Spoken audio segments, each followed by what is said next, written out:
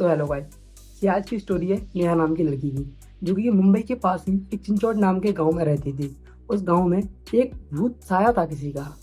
नेहा शाम के टाइम पर अपने घर पर बैठ करके फोन चला रही थी और खाना खा रही थी।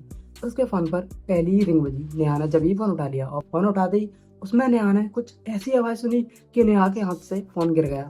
फिर नेहा ने डर के मारे फोन दोबारा उठाया और फिर से उसी नंबर पर कॉल लौटा दिया। और कॉल रेट में करते उधर से आवाज आई कि मैं आ चुका हूँ, तुम कहाँ भागोगी। क्योंकि जो वह परेशानी थी वो सिर्फ नेहा को परेशान करना चाहती थी और गांव वालों का सब उसका बहाना था। फिर वह नेहा के पीछे पड़ जाते हैं। फिर नेहा समझ जाती है कि वह आ चुका है, मुझे भागना होगा। फिर नेहा अंदर जाती है तो उसके पिताजी वहां पर नहीं थे। वह समझ चुकी थी कि वह कहीं और वो पास में ही है।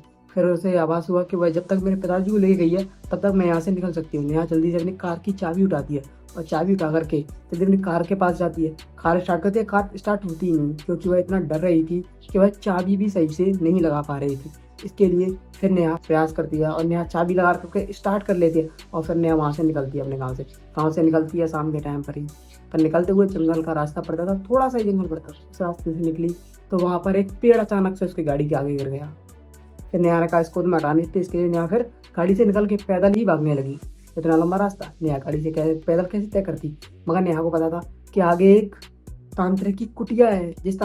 वह तांत्रिक उस कुटिया में रहता है, वह मेरी मदद कर सकता है। वैसे तो वह तांत्रिक किसी की भी मदद नहीं करता, चाहे कुछ भी हो जाए, मगर शाम का टाइम है और वह तांत्रिक ऐसे टाइम पर मना भी नहीं करेगा। नेहा को ये बात पता भी था। इसके लिए वह नेहा चलती चलती है और वहां पर जाती है, मगर पीछे से उसे आवाज आती है कि नेहा रुक जाओ, मैं तुम्हारा पिता हूँ। पर नेहा समझ चुकी थी कि मेरे पिता वहां पर नहीं थे और मेरा पीछे इस प्रकार नहीं करेंगे। फिर नेहा उस कुटिया के पास पहुंचती है जब तक वह आ जाता और वह नेहा की टांग पकड़ लेता है और उसे खींचने लगता है। नेहा अपने एक पेड़ को पकड़ लेती है, एक डाली को पकड़ लेती है, उससे अपने आप को बचाती है। वह तांत्रिक जो उस कुटिया के अंदर था उसे आभास होता है कि कोई बुरी शक्ति मेरे घर के पास में आ चुकी है और वह कुछ डिस्टर्ब कर रही है।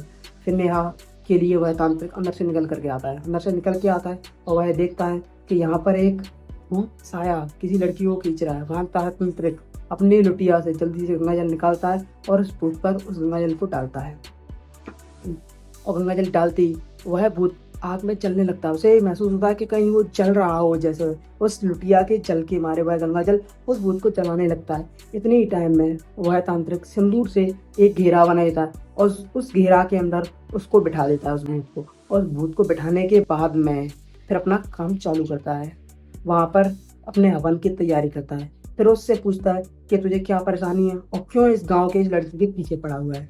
वह कहता है यह लड़की उस जन्म में मेरी पत्नी थी, मैं मर गया मगर मुक्त नहीं हुआ और यह मर गई और इसको मुक्त भी कर दिया गया। कैसे कि हम दोनों एक दूसरे के प्रेम में थे और ये लड़की थी बड़े घर की और मैं लड़का था छोटे घर का। मुझे मार दिया और कहीं पानी में ऐसे ही फेंक दिया, एक तालाब में। मुझे जलाया भी नहीं, मेरी अस्थियों को समाप्त भी नहीं किया। और यह लड़की बड़े घर की थी, इसके लिए इसके हाथ मतलब इसको जला दिया, बढ़िया तरीके से इसका संस्कार कर दिया और मुझे ऐसे ही छोड़ दिया। इसके लिए मैं बन गया हूँ भूत, अब मुझे मुक्ति चाहिए। वह कहता मुक्ति मैं दिलवाऊंगा तुझे। फिर वह तांत्रिक जो कि क्या उसकी अस्थियों का पता लगाता है और वहां से निकाल करके लेकर के आता है उसी रात को और उसकी अस्थियों को जला के गंगा जी में विसर्जन करता है और वह भूत उस दिन से शांत हो जाता है, वहां से चला जाता है, वह मुक्त हो जाता है। ऐसे उस भूत की कहानी समाप्त होती है। यह कहानी मुझे इंस्टाग्राम पर नेहा ने बताई थी। वह कह रही थी कि मेरे साथ में 2-3 दिन से कुछ ऐसा आभास हो रहा है मगर कि वो आ चुका है। ऑल द बेस्ट गाइस, आपको स्टोरी पसंद आई हो तो लाइक और सब्सक्राइब करके